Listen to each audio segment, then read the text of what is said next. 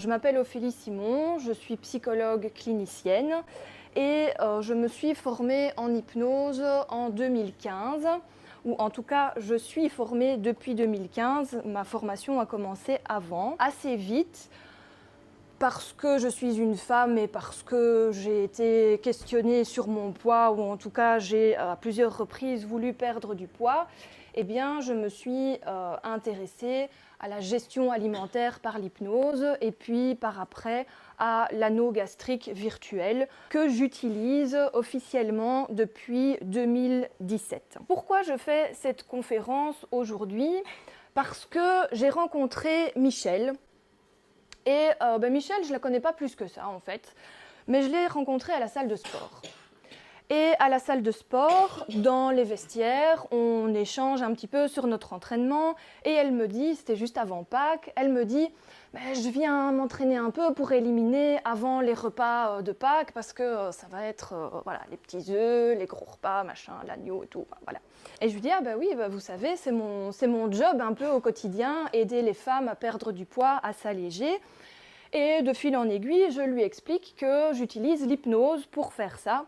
Et tout de suite, elle me dit « Oh, l'hypnose, j'ai essayé et ça ne fonctionne pas. Ça n'a pas marché sur moi. » Je dis « Ah, bon, ok. » Puis je creuse un petit peu plus et j'apprends que, en réalité, l'accompagnement qu'elle a reçu ne misait que sur l'hypnose. C'est-à-dire qu'elle n'a pas eu un diagnostic, elle n'a pas eu des exercices pour se remettre à l'écoute de son corps, elle n'a pas eu des propositions pour changer ses comportements, c'était purement hypnose et point barre. Du coup, moi je la comprends, hein, Michel, parce que elle va faire de l'hypnose et pour elle, ça ne fonctionne pas. Du coup, je me suis dit que ça pourrait être intéressant de faire cette conférence parce qu'en fait, moi, je considère que tout miser sur l'hypnose, ça ne va pas. Ce n'est pas une bonne manière de travailler.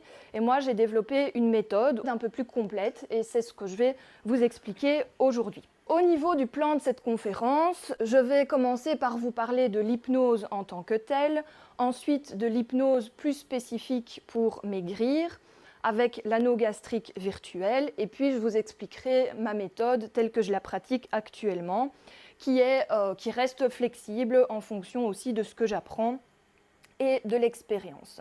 J'aimerais vous parler de l'hypnose en tant que processus dans le cerveau. À la base, moi je suis neuropsychologue, donc j'ai encore des petits restes. Je m'intéresse encore beaucoup au fonctionnement du cerveau. Vous connaissez certainement un examen qui s'appelle l'électroencéphalogramme. C'est une sorte de filet qu'on vous met sur la tête avec tout un tas d'électrodes qui vient enregistrer l'activité du cerveau. En réalité, ça vient enregistrer l'activité électrique du cerveau, c'est-à-dire les ondes que le cerveau émet. Ces ondes, elles ont plusieurs noms en fonction des fréquences, fréquences rapides, fréquences plus lentes. Vous avez notamment les ondes gamma tout en haut qui sont les plus rapides et ça c'est quand le cerveau est à fond dans quelque chose, en train de réfléchir, comme quand on doit résoudre un problème de maths ou qu'on est dans une partie d'échecs et qu'on réfléchit aux stratégies.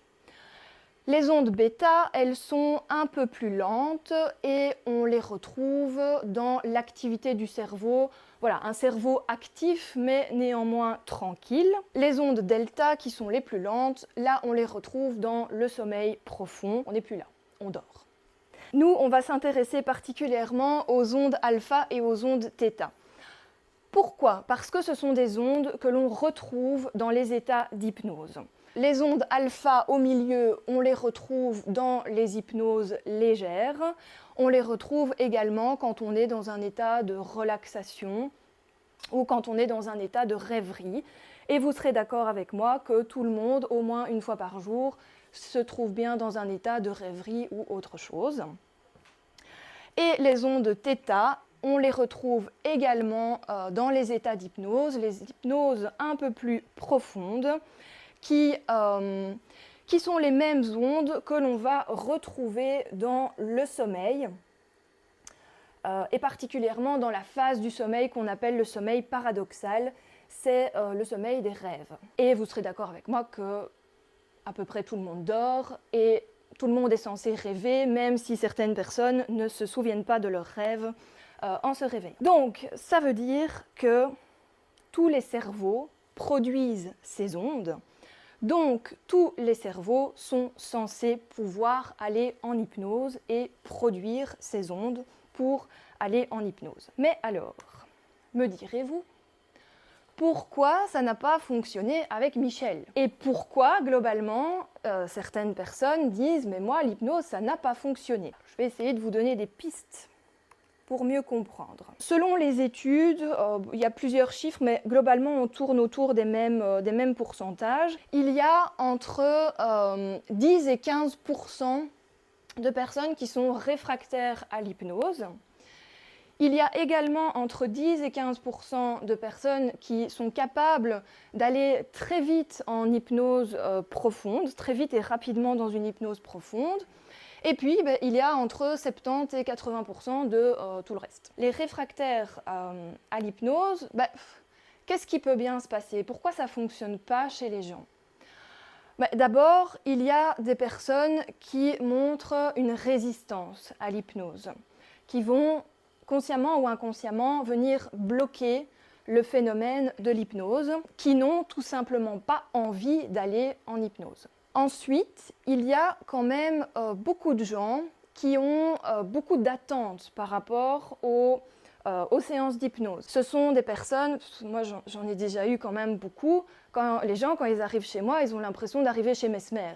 Je vais leur faire faire la poule autour de la table et ça va aller en une séance, au revoir, merci, Mme Simon c'est une magicienne.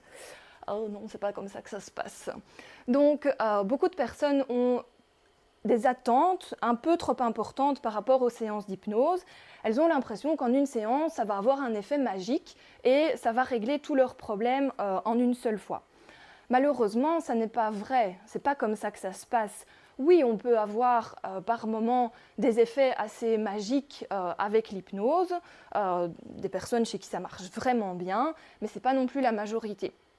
Donc, s'il y a des attentes trop importantes, forcément, il peut y avoir des déceptions importantes derrière aussi. Ce que beaucoup de personnes ne savent pas, ne prennent pas conscience, c'est que l'hypnose, dans la relation thérapeute-patient, ça doit se faire avec certains réglages. Certaines personnes vont avoir besoin d'une induction particulière. Moi, j'ai déjà des personnes qui m'ont dit « Ah, mais si vous utilisez l'escalier pour me faire descendre, ça n'ira pas. Moi, j'ai peur des escaliers. » Ok, j'utilise pas l'escalier alors, mais c'est un réglage, c'est quelque chose, il faut le discuter avec la personne.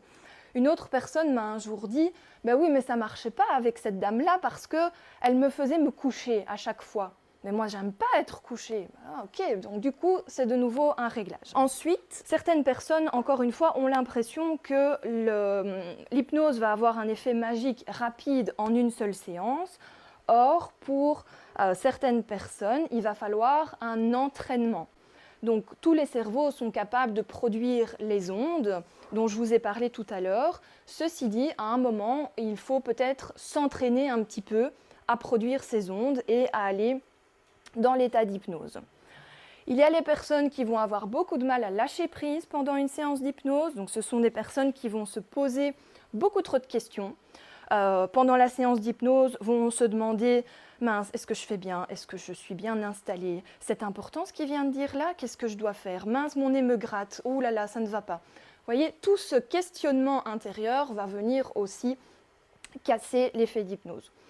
Enfin, des personnes qui ont une certaine anxiété, voire une peur de l'hypnose, notamment par ce que l'on voit dans l'hypnose de spectacle, ont peur effectivement que le thérapeute fasse faire la poule autour de la table, fasse dire des choses qu'on n'a pas envie de dire, voire fasse donner le code de la carte bancaire. Rassurez-vous, je n'ai jamais fait ça.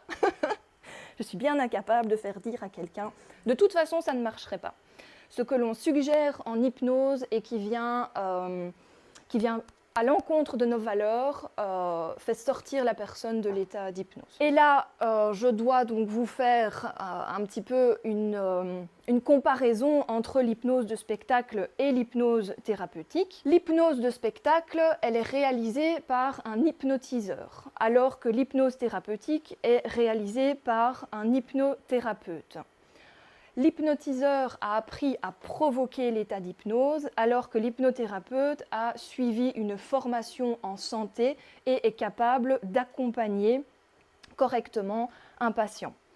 Dans l'hypnose de spectacle, on va retrouver un ton assez autoritaire, alors que dans l'hypnose thérapeutique, le ton est plutôt doux.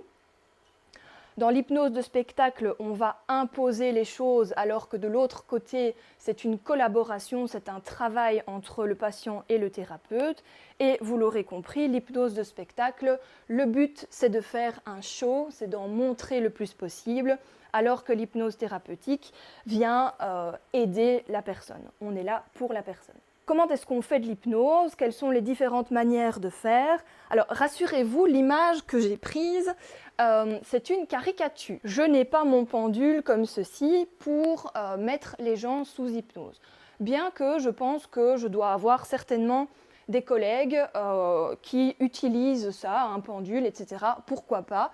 En tout cas, moi, ce n'est pas ce que j'utilise. Ensuite, au niveau de la séance d'hypnose en elle-même, on peut faire plusieurs choses. Soit il y a un dialogue, la personne, elle est sous hypnose et c'est en fonction de ce qu'elle dit et de ce qu'elle répond qu'on construit petit à petit la séance. Une autre manière de faire, c'est plutôt ce que j'appelle l'écoute passive. La personne sous hypnose va recevoir le message de la séance. Pour faire ça, on va utiliser soit des outils prédéfinis qu'on apprend en formation et des outils qui ont déjà fait leurs preuves, soit on peut utiliser ce qu'on appelle des métaphores thérapeutiques. Donc, ce sont des histoires symboliques qui sont censées donc symboliser la problématique du patient et les suggestions qui sont faites dans cette métaphore viennent aider l'inconscient du patient à travailler, à changer. Ensuite, il y a la possibilité de créer complètement une histoire avec les mots du patient. Et au fait, on peut aussi faire un mélange complètement personnalisé de tout ça. En ce qui concerne l'hypnose pour s'alléger, là j'ai mis hypnose pour s'alléger, alors qu'avant je mettais hypnose pour maigrir ou pour mincir, je ne sais plus. Alors moi je suis fort attachée au concept de légèreté. J'aime pas beaucoup parler de maigrir, de mincir, etc. Pourquoi? Parce que globalement, que ce soit pour des problèmes de poids physique ou de poids psychologique, mon but, ma mission, c'est d'aider mes patients à s'alléger. Donc je veux dire, même quand un patient vient me voir pour rien avoir avec le poids, mais que mon patient a un trauma, eh bien je l'aide quand même à s'alléger de ce trauma. Comment est-ce qu'on fait de l'hypnose pour s'alléger? Exactement de la même manière que ce que je viens de vous expliquer. Sauf qu'on va utiliser différents thèmes que l'on va intégrer dans les séances. Les thèmes, qu'est-ce que ça peut être? On va orienter les suggestions vers ce qui est bon pour le corps, ce qui est mauvais pour le corps. On va visualiser des changements, les objectifs atteints. On va travailler sur le fait de chasser les aliments cracra. On peut travailler sur changer les croyances. On peut vraiment travailler sur plein de thèmes qui sont en lien avec ce que la personne apporte au départ. Et puis, l'anneau gastrique virtuel en lui-même. L'anneau gastrique virtuel, ça se passe en général, on prévoit entre 3 et 5 séances. Il y a 1 à 2 séances de préparation qui sont des séances d'hypnose telles que je viens de vous les expliquer, avec de la personnalisation en fonction de la personne. Ensuite, il y a la séance de pose de l'anneau, qui est une séance passive, plutôt, comme je l'ai expliqué, où vraiment la personne va venir recevoir le message. Et cette séance de pose de l'anneau, J'emmène la personne à l'hôpital, elle a son opération, elle se réveille ensuite avec l'anneau gastrique et elle se voit vivre avec les effets de l'anneau gastrique. Tout ça dans la séance d'hypnose. Rassurez-vous, je n'ai pas de bistouri caché au fond de ma poche. Et ensuite, on a 1 à 2 séances de renforcement qui sont également des séances comme je vous les ai décrites juste avant, où on va venir aborder certains thèmes en fonction de la personne. Quels sont les effets qui m'ont été rapportés avec l'anneau gastrique virtuel? On a, comme on peut s'attendre, avec une vraie chirurgie de l'anneau gastrique, on a une impression d'estomac rétréci. On arrête de manger plus rapidement puisqu'on se sent, donc comme vous avez peut-être vu sur le schéma, quand on vient poser un anneau gastrique, un vrai, donc sur la partie supérieure de l'estomac, on vient placer l'anneau, on le resserre et il y a du coup une petite poche au-dessus qui est à peu près de la taille d'une balle de golf et qui se remplit très rapidement. Donc, d'où l'impression, la sensation d'estomac rétréci, d'estomac rempli beaucoup plus rapidement. Du coup, on retrouve la sensation de satiété parce qu'on se remet aussi à l'écoute de son corps. Très souvent, on me rapporte un désintérêt pour des aliments qui étaient considérés comme irrésistibles avant. Le paquet de chips le soir, le chocolat l'après-midi, donc des choses comme ça, voire même parfois le fast-food ou autre. Donc on va aussi avoir le développement de comportements plus sains, boire plus d'eau, manger plus de fruits par exemple. On m'a rapporté également une diminution du grignotage et une disparition de certaines obsessions envers la nourriture. Donc je sais, moi j'ai régulièrement des patientes qui me disent « je ne pense qu'à la bouffe ». Je suis en train de manger, je pense déjà à ce que je vais manger plus tard. Ce genre d'obsession, ou bien des obsessions peut-être un peu plus... je ne vais pas dire grave, c'est pas ça le mot, mais en tout cas des obsessions sur mince, j'ai une sortie, qu'est-ce que je vais pouvoir manger? Aïe aïe aïe, il y a du dessert, du gâteau, mince, je ne vais pas pouvoir manger ça. Mais si je mange du gâteau, alors je prends juste une entrée peut-être. Et vous voyez ce genre, voilà. Ça. Au niveau de l'efficacité, il faut bien se dire que l'efficacité que moi j'en ai ressorti avec mes patientes, on est autour de 50%. Donc là où on pourrait se poser donc la question, est-ce que c'est une arnaque ou est-ce que c'est une vraie solution? Mais pour moi, c'est ni l'un ni l'autre. Alors, ce n'est pas une arnaque parce que pour certaines personnes, ça marche vraiment bien. Ça a vraiment des super effets. J'ai d'ailleurs une personne, ça fait, c'était avant le Covid, ça doit faire 5 ans qu'on a fait ces séances avec l'anneau gastrique. Elle a eu des super bons résultats.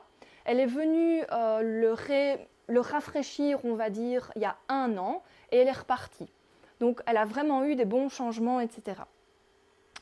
Donc, ça n'est pas une solution miracle, ça n'est pas une arnaque non plus. En fait, moi, je vois l'anneau gastrique virtuel comme un outil complémentaire, comme je vous le disais au départ. Et vu que ça ne fonctionne pas à tous les coups, eh bien, moi, je ne l'utilise pas de manière pure. C'est pour ça que, comme je vous l'ai dit tout à l'heure, j'ai développé une méthode de travail qui va venir ajouter à l'anneau gastrique, si on le souhaite, des stratégies comportementales, des tâches à réaliser à domicile, des exercices pour apprendre à se connaître et écouter son corps. Et c'est donc cette méthode que je vais vous expliquer maintenant avec l'histoire d'Isabelle. Isabelle, elle a 39 ans, elle est en couple et elle a 2 enfants. Elle est employée administrative. Elle a déjà fait plusieurs régimes quand elle vient me voir et d'ailleurs elle a fait déjà plusieurs régimes depuis l'adolescence. Elle a perdu du poids et elle a tout repris, voire un petit peu plus. Vous connaissez le petit surplus là. Isabelle, elle vient me voir parce que elle a une dizaine de kilos à perdre. En fait, ce qu'elle voudrait bien, c'est retrouver le poids d'avant ses grossesses. Voilà, elle a essayé plein de choses, ça n'a pas eu grand succès et elle a entendu parler de l'anneau gastrique virtuel, donc elle s'est dit bah, je vais tester, pourquoi pas. De toute façon, peut-être qu'elle ne le savait pas, mais moi je vous le dis et je ne voulais pas préciser tout à l'heure, en fait l'hypnose ne peut pas vraiment vous faire de mal. Donc qu'est-ce qui se passe avec Isabelle? Bon, Isabelle, elle grignote. Au boulot, il y a toujours bien les collègues qui apportent un petit bazar et donc elle est tout le temps tentée de grignoter l'un ou l'autre chose. Elle grignote quand elle rentre du boulot. Elle rentre du boulot et elle a envie de dévaliser le frigo. C'est pas encore le moment de manger et donc voilà, tout y passe pendant qu'elle prépare le repas. Du coup, elle culpabilise parce qu'au repas, elle ne peut pas manger correctement. Et en plus de ça, elle utilise un petit peu la nourriture comme une récompense parce qu'elle me dit que quand elle est stressée, quand elle est énervée ou voire même quand elle s'ennuie, elle a tendance à aller chercher un petit truc à manger. Au niveau de l'alimentation, au niveau de ses repas, elle m'explique qu'elle mange plutôt sainement, donc elle évite les lasagnes en barquette, les pizzas surgelées, elle n'est pas trop fan des fast-food. Mais bon, quand même, avec son compagnon, ils font beaucoup de soirées, ils ont des amis, etc. Ils font des apéros, ils font des restos, donc il y a pas mal de sorties. Et qui parmi vous aime les restos, les sorties, les apéros? Levez la main. D'accord, ok. Et donc, globalement, Isabelle, elle trouve qu'elle mange trop, parce qu'en plus de ça, elle finit les petits restes dans l'assiette des enfants. Et elle a tendance à se resservir quand c'est vraiment bon, surtout quand c'est des pâtes, voyez-vous. Donc voilà, elle fait peut-être un peu des trop grosses assiettes. Au niveau sport, elle aimerait bien se remettre à la salle de sport, mais bon, avec ses enfants, c'est quand même compliqué. Il y a son petit qui n'est pas encore tout à fait autonome et son grand, il commence à avoir des activités à l'extérieur, donc il faut commencer à le conduire, etc. Donc ça lui prend quand même beaucoup de temps. Et donc voilà, au niveau sport, c'est un peu compliqué, mais quand même, elle a repris l'aquabike depuis 6 mois et elle fait des grandes promenades avec son chien. Mais pour reprendre ses mots, c'est pas ça qui fait maigrir. Pourtant, quand même, pour l'organisation avec ses enfants, etc., elle m'explique qu'elle peut compter sur ses beaux-parents. Sur ses parents, c'est un peu plus compliqué parce qu'elle préfère ne pas abuser, parce qu'en fait, avec sa maman, elle s'entend pas très bien. Malheureusement, depuis qu'Isabelle est enfant, adolescente, elle reçoit des remarques de la part de sa maman, qui n'a jamais trouvé bien son physique, qui lui a toujours dit qu'elle était grosse, qui a toujours regardé et commenté ce qu'elle mangeait. Et donc, ça fait que depuis tout ce temps, Isabelle, elle se trouve grosse, laide et moche, même si ce n'est pas spécialement vrai. Ce que je viens de faire là avec Isabelle, en réalité, c'est son diagnostic. Son diagnostic selon ce que j'appelle les 4 piliers de la légèreté. C'est quoi les 4 piliers de la légèreté? Ce sont 4 domaines dans lesquels je trouve qu'il est intéressant de travailler pour atteindre sa légèreté. Vous avez donc ces 4 piliers. Le premier pilier, c'est la relation à la nourriture. Idéalement, réussir à faire des assiettes dans des quantités justes, ne pas avoir ou peu des grignotages, et quand il y a des grignotages, qu'ils soient décidés et assumés, ne pas avoir de crise de bouffe, comme je les appelle, et, ça c'est très important, maintenir une relation de plaisir avec la nourriture, se faire plaisir avec la nourriture. Le deuxième pilier, c'est le pilier de l'alimentation. Alors moi, je ne suis pas diététicienne, donc je ne vais pas proposer de plan alimentaire, ce n'est pas mon job. Ceci dit, il y a des choses de base qui peuvent être faites. C'est éliminer, éviter le plus possible les aliments industriels, privilégier les aliments naturels. Les Snickers, ça ne pousse pas sur les arbres. Je vous apprends peut-être quelque chose.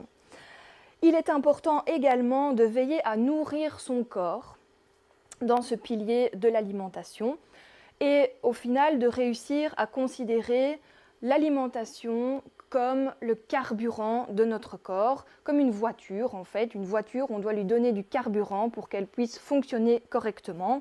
Je ne sais pas si vous avez déjà fait l'expérience de mettre du diesel dans une essence, ça ne marche pas.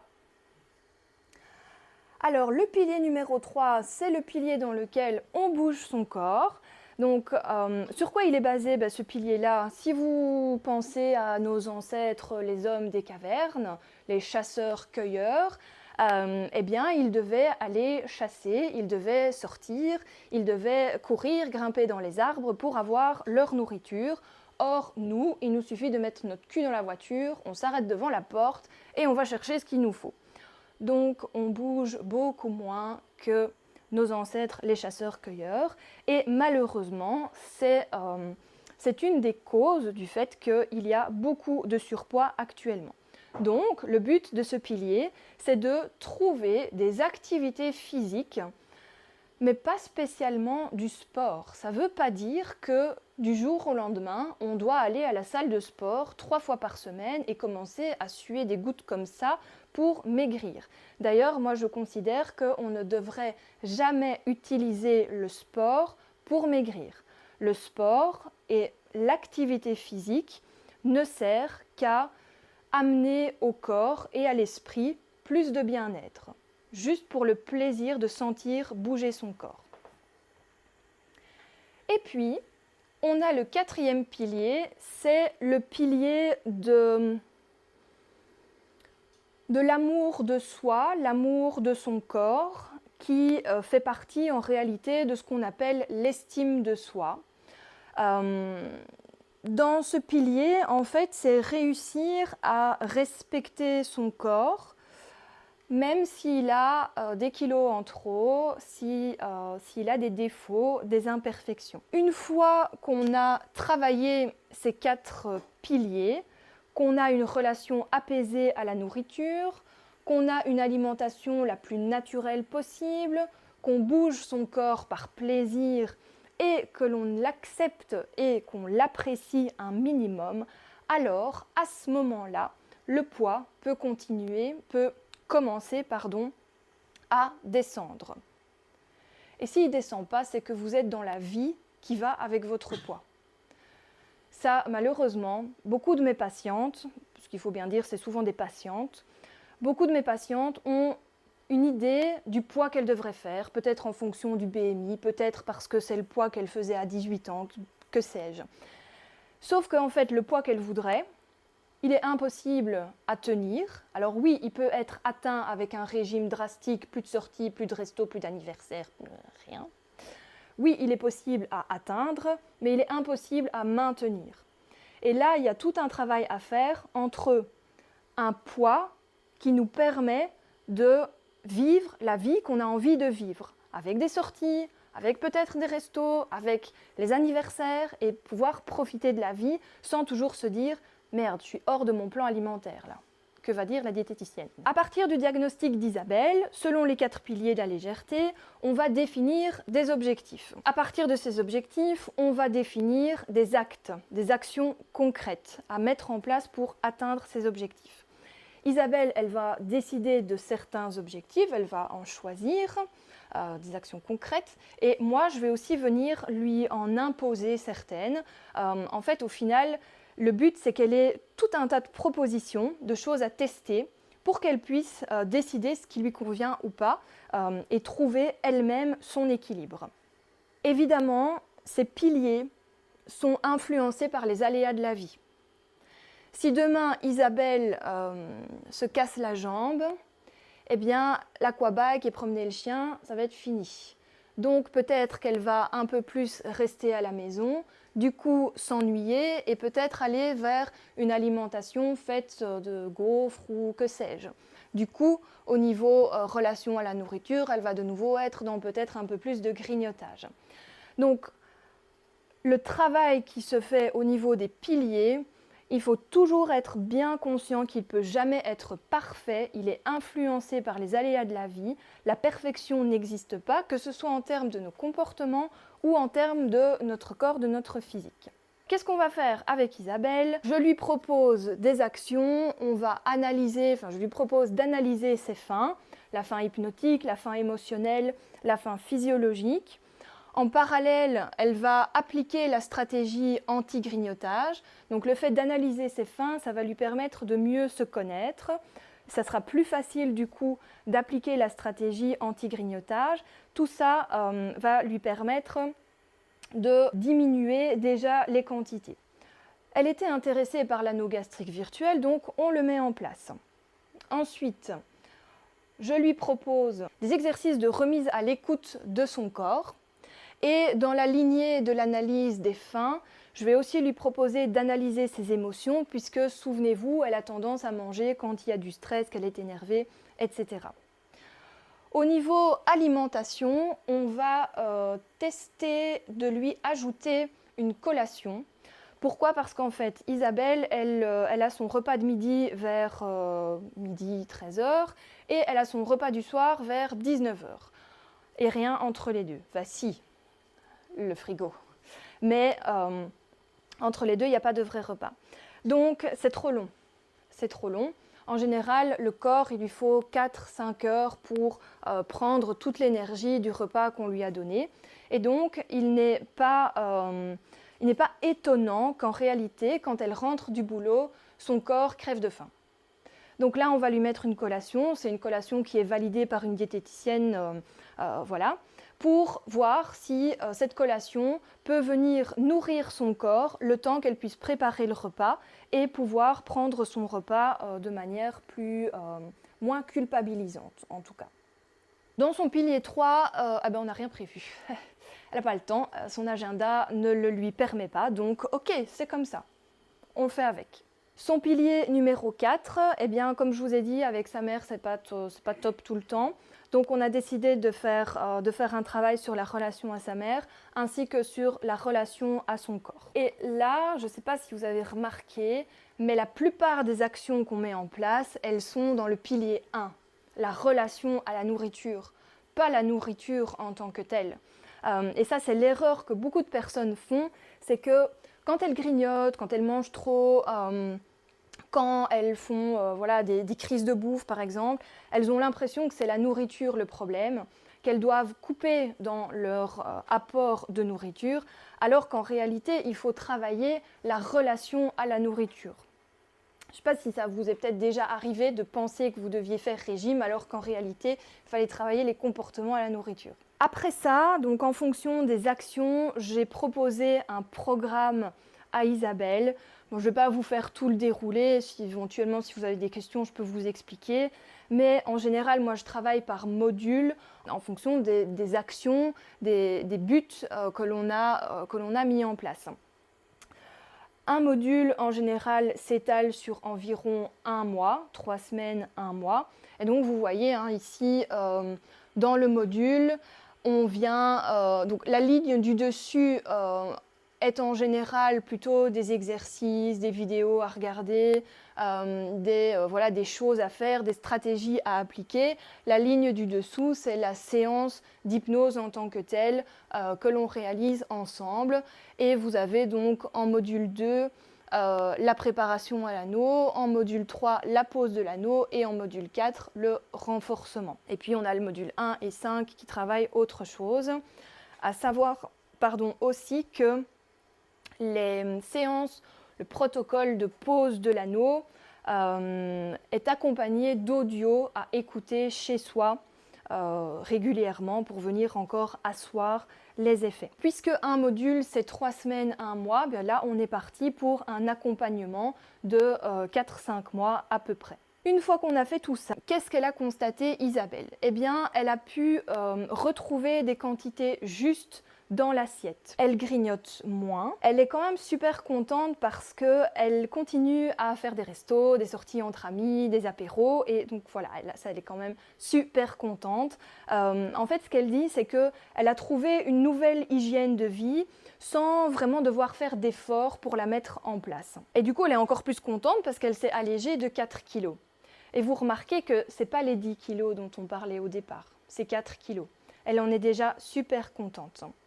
Au niveau de la relation à son corps, ça va mieux. Elle réussit à voir son corps de manière plus positive et à l'accepter malgré ses défauts. Pour la relation à sa mère, elle se sent également plus apaisée, même si ce n'est pas encore tout à fait ça. Et donc, on a décidé de continuer le suivi juste pour ça, pour encore améliorer les choses. Par rapport à cette méthode de travail, vous remarquez qu'on ne mise pas tout sur l'hypnose, on ne mise pas tout sur la perte de poids. On se souvient qu'on ne peut pas faire parfaitement à tout moment. Et on se laisse du temps pour que les choses se mettent en place. Et ça, c'est aussi à l'inverse des régimes, parce que souvent un régime, ça va vite, mais c'est difficile de le maintenir dans le temps. Ici, on se laisse du temps, mais c'est beaucoup plus stable en termes de résultats. Si vous avez besoin de trouver votre légèreté, eh bien, la première chose que je vous conseillerais de faire, c'est de faire votre diagnostic. Posez-vous des questions. Est-ce que vous mangez trop en termes de trop grande quantité dans l'assiette? Est-ce que vous avez tendance à grignoter? Est-ce que vous avez tendance à manger à la moindre frustration, à la moindre émotion qui se présente? En ce qui concerne l'anneau gastrique, sondez à l'intérieur de vous si ça peut vous tenter de le faire ou pas. Ce n'est pas une obligation. Au niveau de l'estime de soi, si vous êtes capable de regarder votre corps avec un regard bienveillant, un regard d'acceptation, probablement que vous n'avez rien à faire dans ce module-là. Par contre, si vous vous dites que une fois que vous aurez atteint ce poids, vous pourrez enfin accepter votre corps, ou que c'est seulement quand vous aurez maigri que vous pourrez vous sentir mieux, alors là, il y a peut-être quelque chose à travailler au niveau de l'estime de soi et plus particulièrement l'acceptation du corps. Pour ce qui est de la boulimie, de l'hyperphagie et des traumas, ça c'est quelque chose de particulier. L'hyperphagie, la boulimie, c'est pas du grignotage, c'est autre chose. On est vraiment dans des crises. Une crise de boulimie, d'hyperphagie, c'est une consommation d'aliments pendant un laps de temps. Et on ne fait que ça pendant ce laps de temps-là. Il y a d'ailleurs très souvent la notion de perte de contrôle pendant ce temps-là. Ça s'arrête après ce laps de temps. Ça s'arrête parce qu'on a tellement mangé qu'on a mal à l'estomac, on a de la nourriture jusqu'ici, on est prêt à vomir, on ne se sent pas bien. Alors, pour pouvoir poser le diagnostic de boulimie-hyperphagie, il faut que ce genre de crise apparaisse au moins une fois par semaine sur une période d'au moins 3 mois. C'est pas parce que Chéri Chou un jour vous fait une remarque et que vous vous disputez et que du coup vous allez striker un paquet de chips que vous faites une crise d'hyperphagie. Ça n'est pas la même chose. Hyperphagie, boulimie, c'est pas pareil. Dans les deux cas, on a la crise. Dans l'hyperphagie, il y a la crise et puis c'est tout. Et en fait, souvent, comme il y a des grosses prises de nourriture, il y a une prise de poids. La boulimie, après la crise, il va y avoir des comportements de compensation. On se fait vomir, on prend des laxatifs, on fait du sport à outrance, on se prive de repas pour compenser la prise calorique. Et donc là, parfois, il n'y a pas de prise de poids. Donc, c'est similaire, un peu différent, et c'est à prendre vraiment en considération. Pour ce qui est des traumas, voilà, que ce soit vraiment des gros traumatismes dans l'enfance, l'adolescence, voire même plus récents, ou en fait simplement des expériences de vie négatives qui nous restent en travers de la gorge et qu'on n'arrive pas à digérer. Il peut arriver que quand on vit un trauma ou une expérience de vie négative, eh bien, il y ait une prise de poids derrière, il y a quelque chose qui vient changer les habitudes alimentaires, ou parfois on a en réalité, derrière les crises d'hyperphagie, les crises de boulimie, on a un trauma qui date de l'enfance et qui s'exprime encore avec ça. Si j'ai des patients qui sont dans ce cas-là, je ne proposerai certainement pas l'anneau gastrique virtuel, ça ne sert à rien, c'est pas ça qu'il faut faire. C'est un suivi vraiment psychologique pour apaiser ça. Donc, première chose, si vous avez besoin de trouver votre légèreté, faire le diagnostic. Je ne l'ai pas précisé, mais le diagnostic, en fait, je le fais avec vous. Quand quelqu'un prend rendez-vous, on a d'abord une première séance de contact pour analyser un peu les choses. Et c'est seulement après qu'on parle de modules, etc. Donc, le diagnostic, je l'ai fait aujourd'hui avec vous, mais en réalité, c'est une séance qui se fait. Ensuite, il faut décider comment on veut travailler. Moi, j'ai créé des outils qui sont 100% en ligne, qu'on peut faire sans avoir besoin de moi spécialement. Évidemment, il faut peut-être ne pas avoir trop de soucis pour pouvoir bénéficier de ces programmes en ligne. Je propose évidemment les programmes individuels en séance, comme quand on va chez le psy, hein, pareil. Et je propose également des accompagnements en groupe. Justement, au niveau des accompagnements en groupe, j'ai tout bientôt un groupe AGV qui commence. Si les professionnels de la santé sont intéressés d'appliquer la même méthode que moi, je la propose en formation. Si ça vous intéresse, voire même si d'autres choses que je peux proposer vous intéressent, tout ça est disponible sur mon site internet que vous voyez là en dessous. Et je vous remercie pour votre attention. N'hésitez pas à me suivre. Donc je suis sur Facebook, sur Instagram, sur YouTube. Il suffit de chercher Ophélie Simon psychologue. J'essaye vraiment de partager des contenus qui aident les gens qui sont sur mes pages. Donc n'hésitez pas à me suivre et je laisse la place aux questions s'il y en a.